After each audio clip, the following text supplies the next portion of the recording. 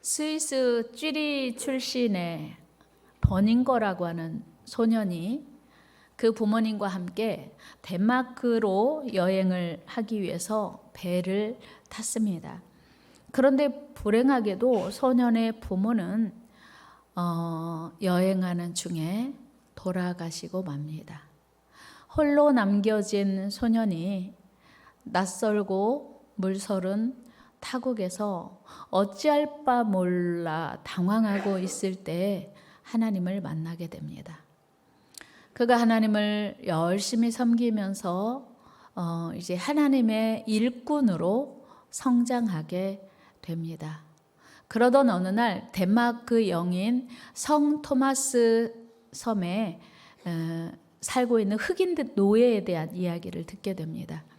그 성 토마스 섬에 살고 있는 흑인 노예들은 자유도 없고 그리고 자기 의지로 할 수 있는 것이 아무것도 없어서 백인들에게 착취당하고 엄청난 고통으로 비참하게 혹사당하고 있다는 것이었습니다. 버닝거는 선교 본부에 찾아가서 자신을 그곳으로 보내달라고 부탁을 합니다.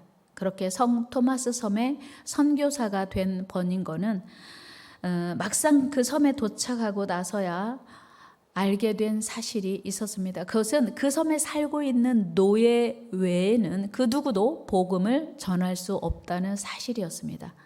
그러니까 외국인도 복음을 전할 수 없지만 노예 신분이 아닌 자유인은 복음을 노예들에게 전할 수 없다는 사실이었어요.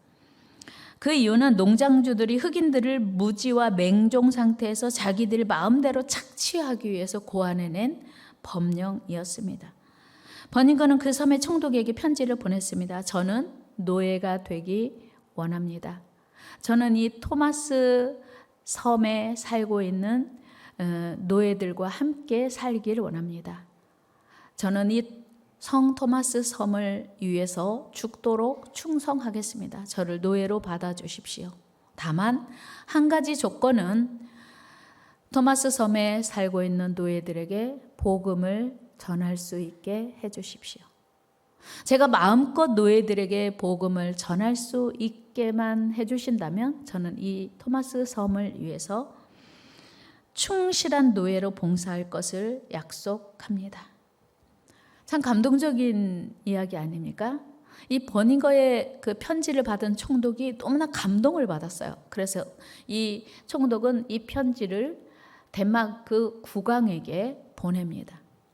덴마크 국왕이 그 편지를 받아들고 야 세상에 어떻게 이런 사람이 있어. 노예 출신도 아니고 노예 신분도 아닌 일반 자유인이 노예들에게 복음을 전하기 위해서 노예가 되고 싶다고 하는 그 편지에 너무 감동을 받았어요. 그래서 이제 덴마크 국왕이 이런 칙령을 내립니다. 누구든지 언제든지 어디에서든지 버닝거는 전도해도 좋다. 백인이든 흑인이든 자유인이든 노예든 가리지 않고 복음을 전할 수 있도록 버닝거의 선교 활동을 적극적으로 지지하는 칙령을 왕이 내린 겁니다. 버닝거는 이제 그의 소원대로 그 섬의 노예들에게 마음껏 복음을 전할 수 있게 되었습니다. 사실 버닝거는 성 토마스 섬에 살고 있는 노예들과 흑인 노예들과 아무 상관이 없었습니다. 그러나 그들을 불쌍히 여기고 그들에게 복음을 전하기 위해서 스스로 그 섬의 노예가 되기로 작정한 것입니다. 보통 사람은 상상할 수도 없는 자기 희생과 헌신의 결단이었습니다. 그러나 그 귀한 결단으로 인해서 버닝거는 마음껏 복음을 전할 수 있게 되었습니다. 흑인 노예들에게 뿐만 아니라 모든 사람에게 복음을 전할 수 있는 자유를 얻게 된 것입니다. 참 감동적인 이야기 아닙니까? 저는 오늘 여러분들에게 이 버닝거 선교사님의 사랑과 희생 그리고 헌신과는 비교할 수도 없는 더 큰 사랑, 더 큰 헌신, 더 큰 희생을 우리 모두 온 인류에게 하신 감동적인 이야기를 들려드리려고 합니다. 오늘 본문 말씀은 예수님보다 먼저 6개월 태어나서 예수님의 오실 길을 예비했던 세례 요한의 외침입니다. 그는 예수님께서 자기에게 오심을 보고 이렇게 외칩니다. 보라, 세상 죄를 지고 가는 하나님의 어린 양이로다. 여러분, 세례 요한은 왜 예수님을 세상 죄를 지고 가는 이라고 말했을까요? 여러분, 자기가 자기 죄를 감당하기도 힘든 세상에 누가 다른 사람의 죄를 질 수 있겠습니까? 하물며 세상 모든 사람의 죄를 진다고 하는 거 있을 수 없는 일입니다. 그런데 왜 예수님은 세상 죄를 다 지시려고 이 세상에 오셨겠습니까? 그 이유는 로마서 3장 10절에서 우리가 찾을 수 있습니다. 같이 읽어요. 기록된 바 의인은 없나니 하나도 없으며, 의인이 없으니까 다 죄인이라는 뜻입니다. 그리고 로마서 3장 23절을 보면 모든 사람이 죄를 범하여서 하나님의 영광이 이를 수 없다 말해요. 모든 사람이 죄를 범했대요. 모든 사람이. 죄 안 지은 사람이 아무도 없다는 거예요. 자, 하나님이 말씀에 모든 사람이 죄를 범하였고 의인은 한 명도 없다고 한다면 우린 다 죄인인 거예요. 하나님이 정하신 거예요. 왜 우리가 죄인이냐면 우리 조상 아담과 하와가 하나님께 불순종했고 그 후손들은 자동적으로 죄인이 된 것입니다. 이처럼 소망 없는 우리 모두를 구원하기 위해서 죄 없으신 아들 예수님을 이 땅에 보내셔야 했습니다. 그리고 예수님은 우리 모두의 죄를 지고 십자가에서 죽으셨습니다. 그렇다면 어린 양, 하나님의 어린 양, 세상 모든 죄는 이제 알겠어요. 그러면 하나님의 어린 양, 그것은 또 무슨 뜻일까요? 구약시대에는 죄를 용서받기 위해서 흠없는 어린 양을 잡아 제사를 드렸습니다. 그러니까 구약시대 때는 자기 죄를 용서받기 위해서 어린 양을 잡아서 드린 거예요. 출애굽기 29장 38절 말씀 시작. 내가 제단 위에 드릴 것은 이러하니라. 매일 1년 된 어린 양 2마리니 하나는 아침에 하나는 저녁에. 매일 자기 죄를 용서받기 위해서 어린 양을 잡아야 했습니다. 또한 이스라엘 백성들은 430년간 노예로 살던 애굽에서 탈출하기 전날 밤 하나님께서 이스라엘 백성들에게 명령하기를 어린 양을 잡아서 그 피를, 어린 양을 잡아서 흘린 피를 문설주와 문인방에 바르고 뿌려라. 그렇게 명령하셨습니다. 출애굽기 12장 7절입니다. 시작. 그 피를 양을 먹을 집 좌우 문설주와 인방에 바르고 피를 바르래요. 그리고 그 피가 뿌려진 가정은 이제 재앙이 내려지는 날, 죽음의 재앙이 내려지는 시간에 넘어간다. 하나님이 약속하셨어요. 넘어가게 해주신다. 재앙이 넘어가게 해주신다는 거예요. 어린 양의 피 때문에. 출애굽기 12장 13절입니다. 내가 애굽 땅을 칠 때 그 피가 너희가 사는 집에 있어서 너희를 위하여 표적이 될지라. 내가 피를 볼 때에 너희를 넘어가리니 재앙이 너희에게 내려 멸하지 아니하리라. 여러분, 이스라엘 백성들은 하나님의 명령대로 모두 다 어린 양을 잡아서 그 피를 문설주와 문인방에 발랐습니다. 하나님의 약속이에요. 어린 양의 피가 있으면 죽음의 재앙이 넘어가고 어린 양의 피가 없으면 죽음의 재앙이 들어간다. 하나님의 명령입니다. 21절 말씀 같이 읽어요. 시작. 모세가 이스라엘 모든 장로들을 불러서 그들에게 이르되 너희는 나가서 너희 가족대로 어린 양을 택하여 유월절 양으로 잡고. 모세가 하나님의 명령을 듣고 이스라엘 모든 백성들에게 명령하는 거예요. 어린 양을 잡아라. 그 피를 문설주와 문인방에 뿌려라. 그러면 죽음의 영이 재앙이 넘어갈 거야. 23절 같이 읽어요. 시작. 여호와께서 애굽 사람들에게 재앙을 내리려고 지나가실 때 문인방과 좌우 문설주의 피를 보시면 여호와께서 그 문을 넘으시고 멸하는 자에게 너희 집에 들어가서 너희를 치지 못하게 하실 것임이니라. 아멘. 하나님의 약속이에요. 어린 양의 피가 문설주와 문인방에 뿌려진 가정은 재앙이 넘어간다. 하나님의 약속이에요. 어린 양의 피여야 돼요.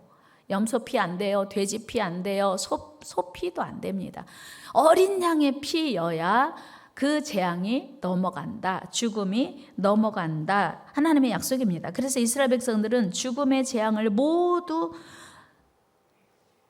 어린 양의 피를 바름으로 넘어갔고요. 기적적으로 출애굽했습니다. 그날을 기념하여 이스라엘 백성들은 유월절이라고 말합니다. 넘어갔다, 넘을 유, 넘을 월, 유월, 영어로 패스오버, 넘어갔다는 거예요. 패스오버 데이.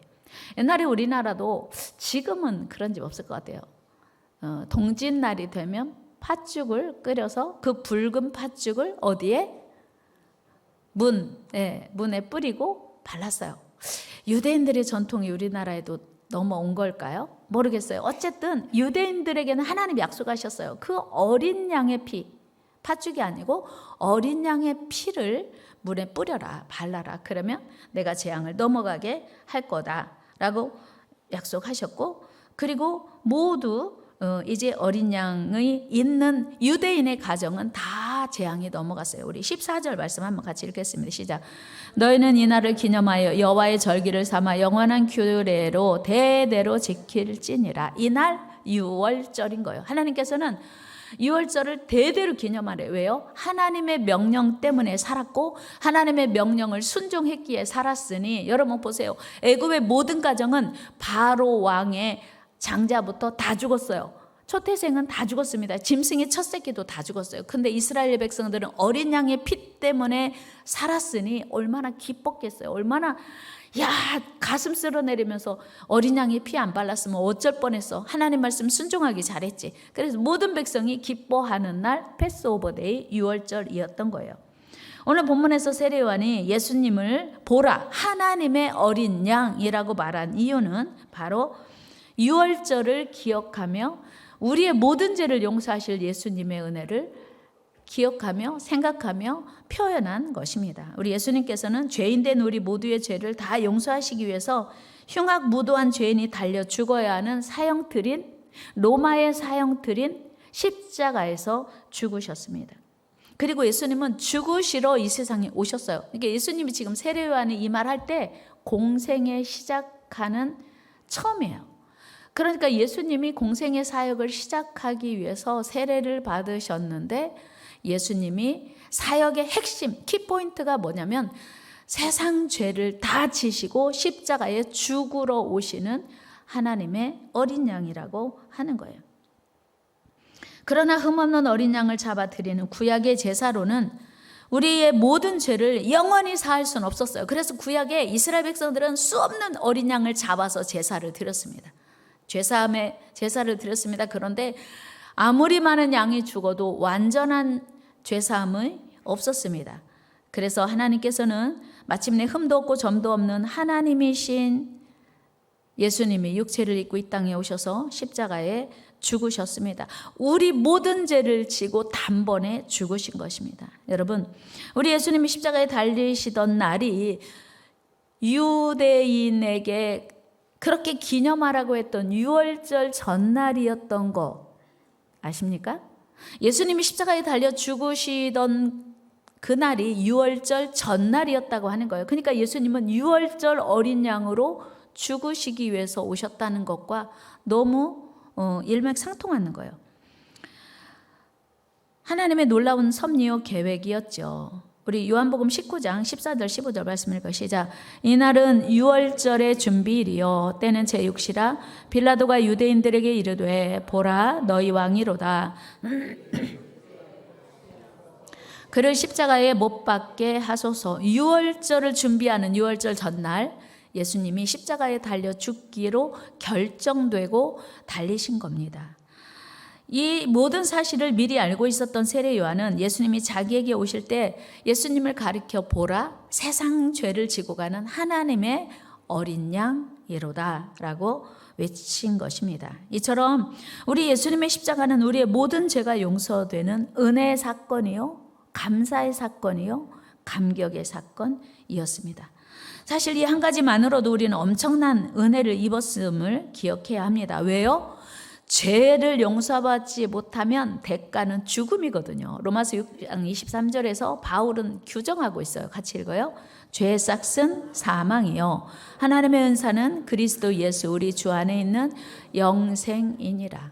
죄의 대가는 사망인데 예수 그리스도의 십자가의 대속이 없이는 우리는 반드시 죽어요. 그런데 예수님이 우리를 위해 대신 죽으셨으니 우리는 그 예수님의 십자가가 감사요, 은혜요, 사랑이라고 하는 것이요. 그래서 예수님의 십자가를 이제 믿으면 우리는 죄에서 자유함을 얻게 되는 것입니다. 여러분, 얼마나 감사한 일이에요. 그래서 예수님의 십자가는 우리에게 영원한 은혜의 사건이에요. 여러분, 이 사실은 고난주간만이 아니라 우리는 예수님의 십자가의 은혜를 생각하면 늘 감사해서 늘 하나님께 기쁨으로 순종해야 합니다. 그 예수님의 십자가의 정신을 우리 삶에 늘 적용하고 이 구원의 은혜를 더 많은 사람들에게 확장해야 하는 것이 예수님의 십자가의 은혜를 입은 사람들의 당연한 도리입니다.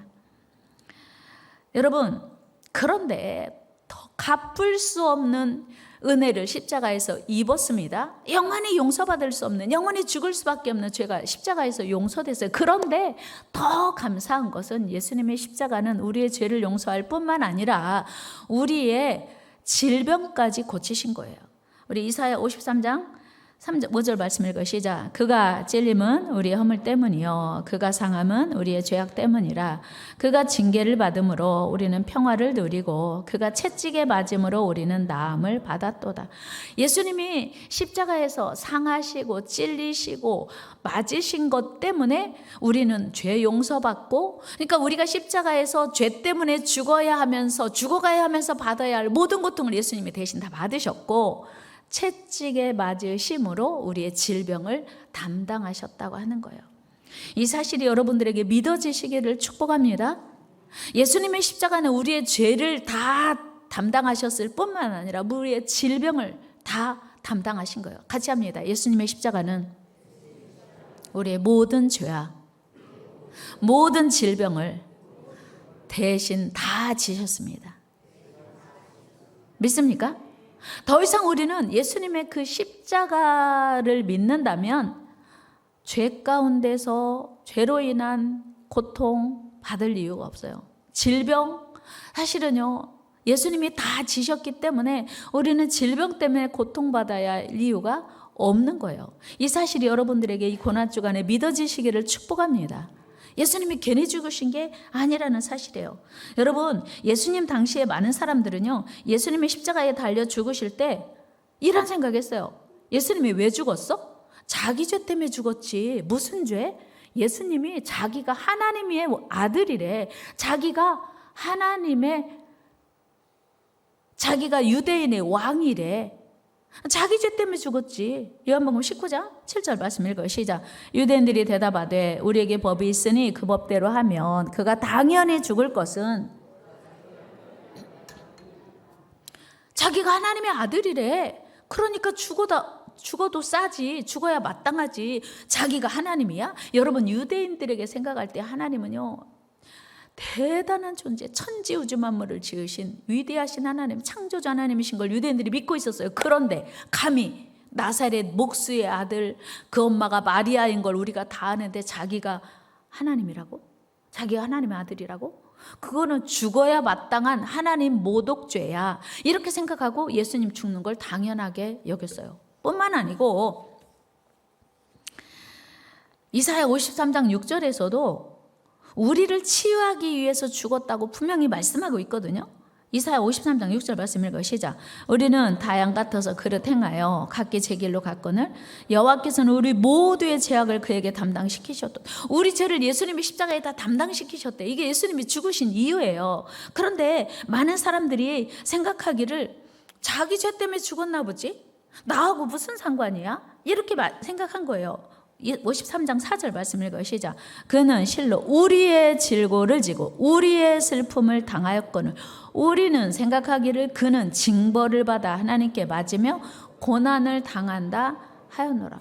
우리의 죄를 지고 우리의 슬픔을 담당하기 위해서 죽었는데 우리는 자기 죄 때문에 죽었나 보지 라고 생각한다는 거예요.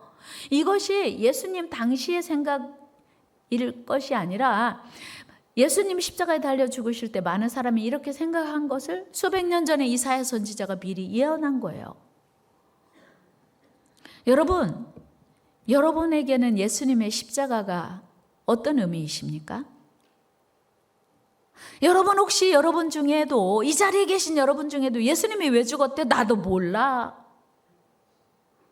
자기 죄가 있었나 보지. 죽을 만한, 십자가에 달려 죽을 만한 죄가 있었나 보지. 혹시 하시는 분 계세요?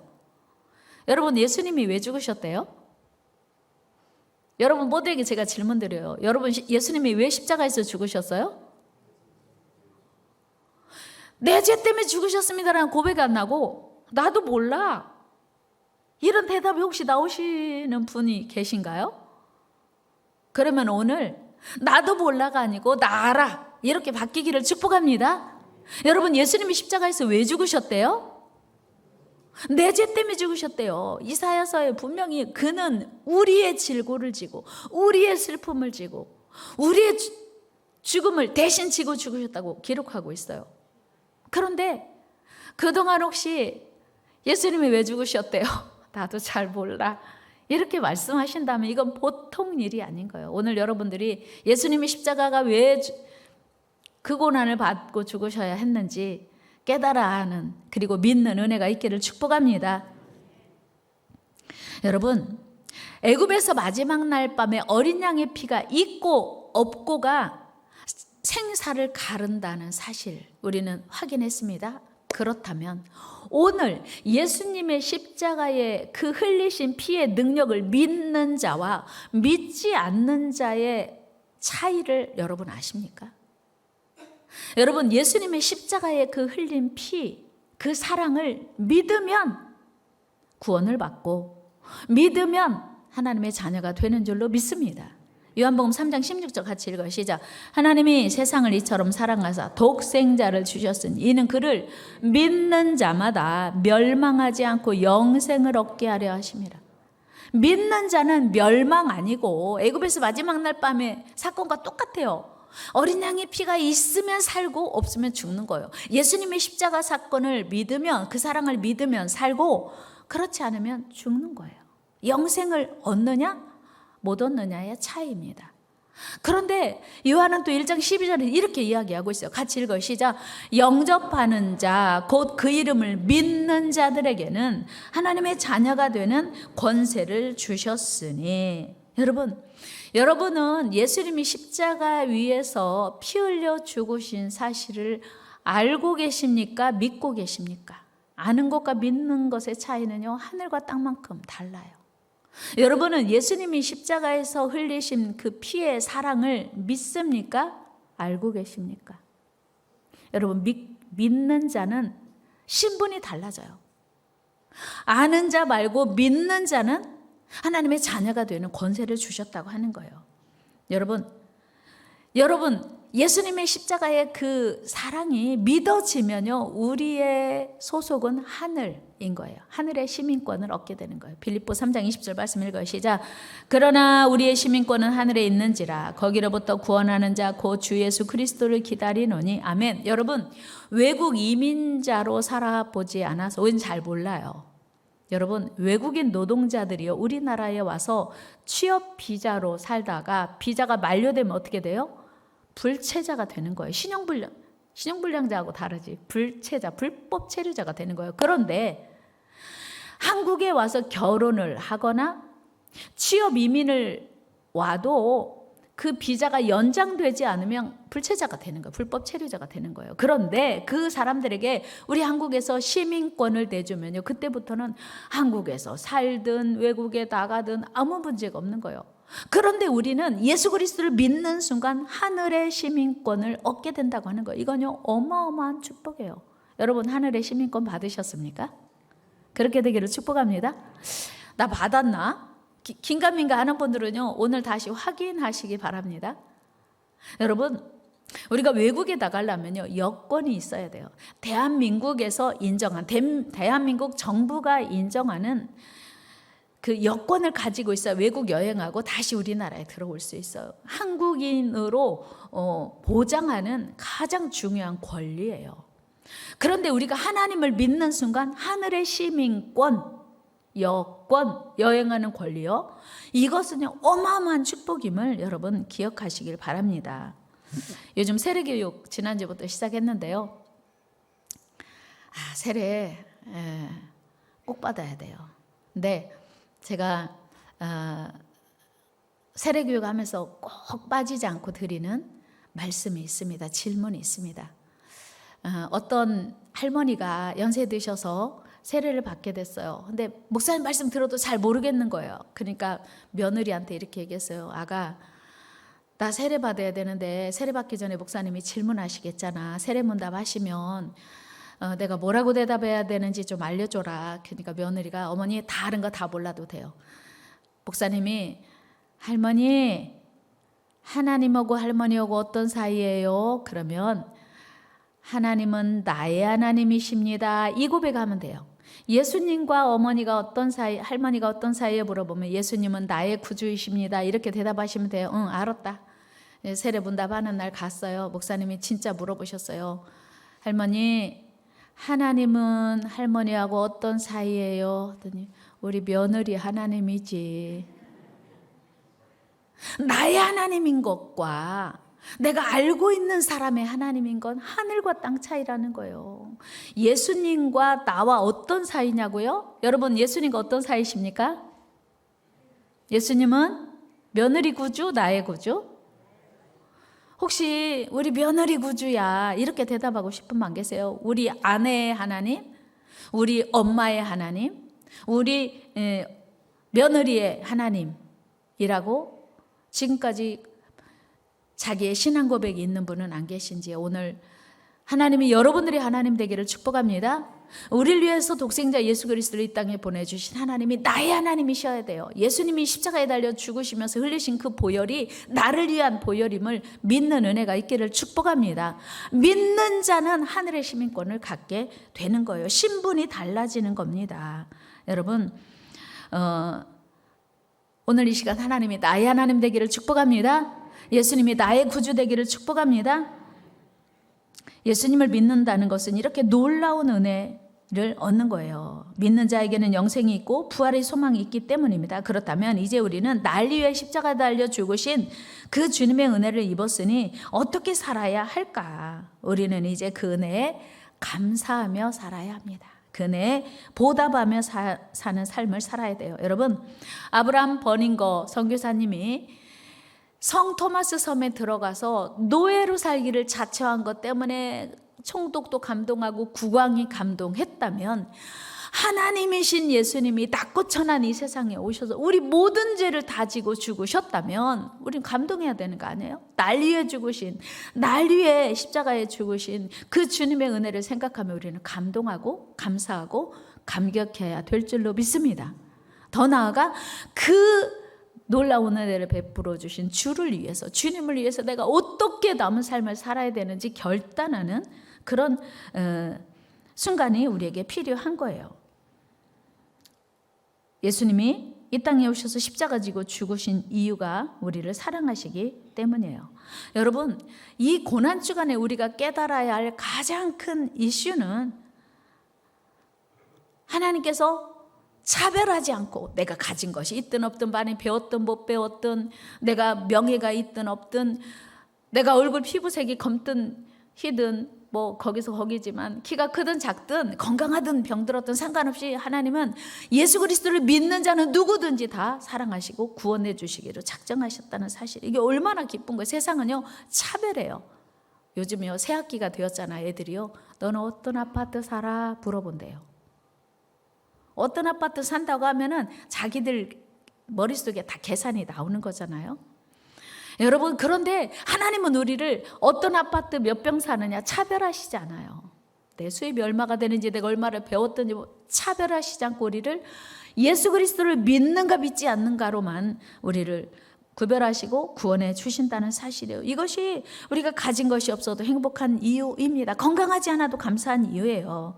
우리를 사랑하시는 그 하나님이 계셔서 우리는 행복한 거예요. 이것이 하나님이 우리에게 베푸신 어마어마한 선물이라는 걸 여러분 믿으시기를 축복합니다. 바울은 에베소서 2장 8절 9절에서 2절에 이렇게 말씀하고 있어요. 시작. 너희는 그 은혜에 의하여 믿음으로 말미암아 구원을 받았으니 이것은 너희에게서 난 것이 아니요 하나님의 선물이라. 행위에서 난 것이 아니니 이는 누구든지 자랑하지 못하게 함이라. 아멘. 구제연금을 많이 하면 구원받고 구제연금을 조금 하면 구원받지 못하는 게 아니어서 감사한 거예요. 내가 형편에 구제연금을 많이 할 수 있으면 하고 할 수 없으면 못하고, 근데 주님은 상관없이 내 형편 사정 아시기에 나를 예수 그리스도를 믿고 그 은혜 감사하며 살면 구원해 주시는 거예요.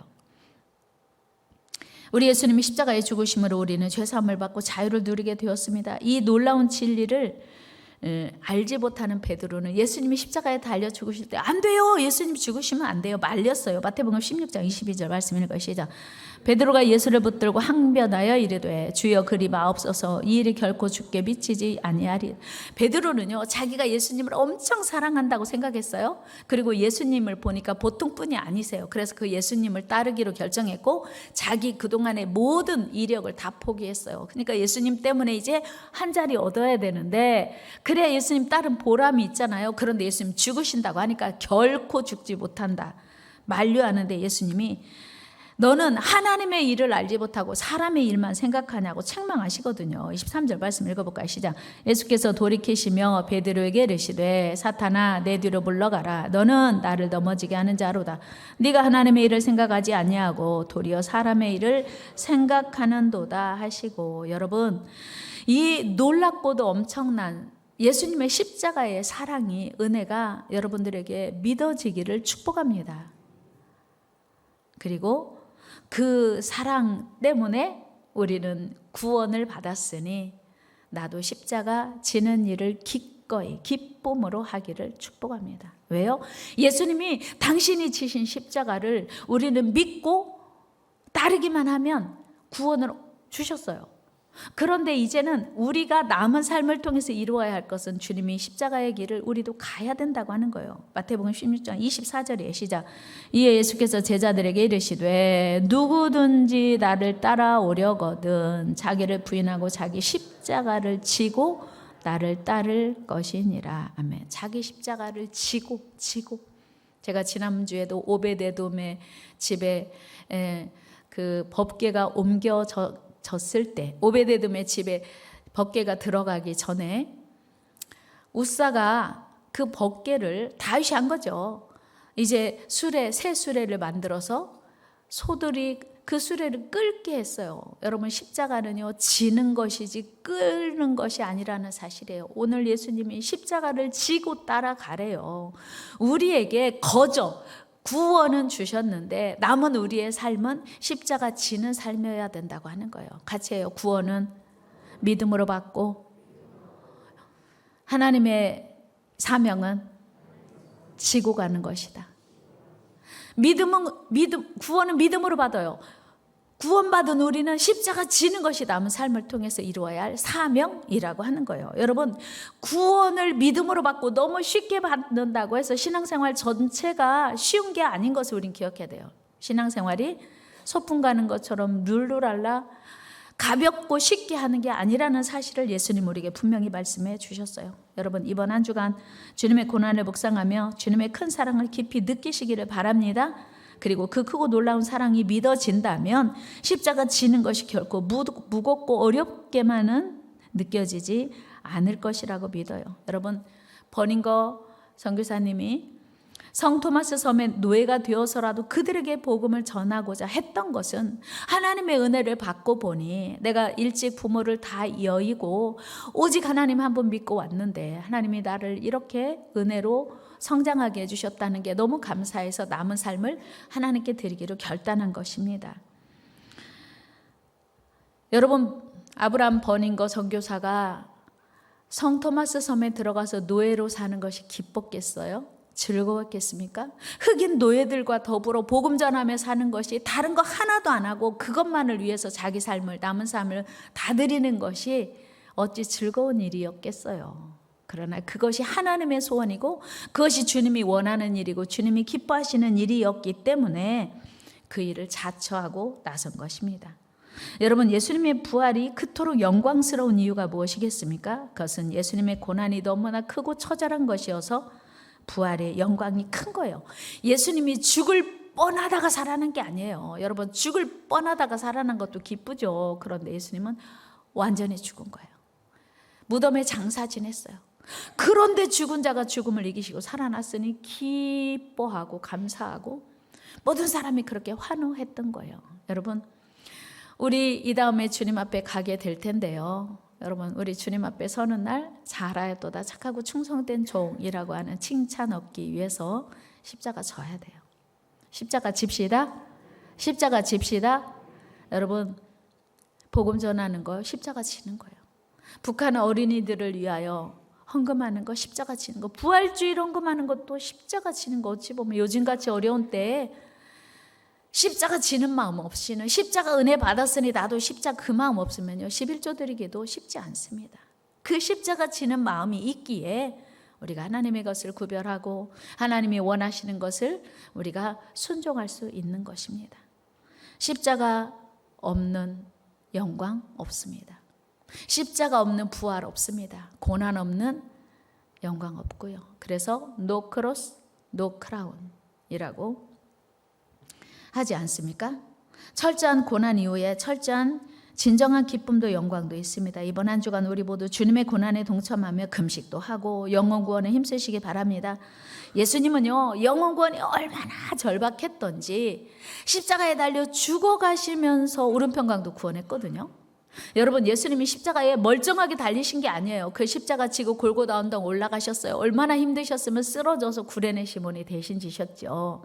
여러분, 예수님이 십자가 지고 그 골고다 언덕 올라갔어요. 손과 발에 못을 박으셨어요. 머리에 가시면류가 채찍에 맞으셨어요. 이미 물과 피를 다 쏟으셨어요. 말 한마디도 할 기력이 남지 않으셨을 거예요. 그래서 그렇게 쉽게 예수님 죽으신 거 아닙니까? 그런데 예수님이 오른편 강도의 그 절박한 얘기를 듣고 외면할 수 없었어요. 누가복음 23장 42절 말씀 읽어요. 시작. 이르되 예수여 당신의 나라에 임하실 때 나를 기억하소서 하니. 이 오른편 강도가요 진즉 깨달았으면 좋을 텐데 죽기 직전에 아무리 봐도 저분이 우리 구세주인 거를 깨달은 거예요. 그럴 때 예수여 당신의 나라에 임하실 때 나를 기억하소서. 예수님은요 마지막 죽을 힘을 다해서 그 오른편 강도를 구원하신 거예요. 네가 오늘 나와 함께 낙원에 있으리라. 다 같이 말할 힘만 있으면 전도합시다. 더 크게 말할 힘만 있으면 전도합시다. 예수님이 그 십자가에서 말할 기력도 없는 순간에서 영혼을 구원했다면 우리는 말할 힘만 있으면 영혼을 구원하는 데 힘쓰는 것이 주님이 가장 기뻐하시는 일이고 예수님의 십자가를 헛되게 하지 않는 일인 거예요. 여러분, 이 한 주간 주님의 고난에 동참하면서 주님의 그 십자가가 헛되지 않도록 더 많은 영혼들에게 이 귀한 사실을 알리고 전하는 저와 여러분 되기를 축복합니다. 하나님 감사합니다. 세상 죄를 지고 가는 하나님의 어린 양 예수님을 바라보게 하여 주시옵소서. 6월절 어린 양의 그 피가 아니었다면 오늘 우리가 어떻게 구원받을 수 있겠습니까? 주님 감사합니다. 하나님 십자가에 흘리신 그 보혈 의지하여 오늘도 믿음으로 나아갑니다. 우리를 하나님의 자녀 삼아 주시고 아직도 구원받지 못한 많은 영혼들이 구원 얻도록 우리를 사용하여 주옵소서. 예수님의 이름으로 기도드리옵나이다. 아멘. 우리 같이 사명 찬양하면서 준비하신 예물 하나님께 올려드립니다.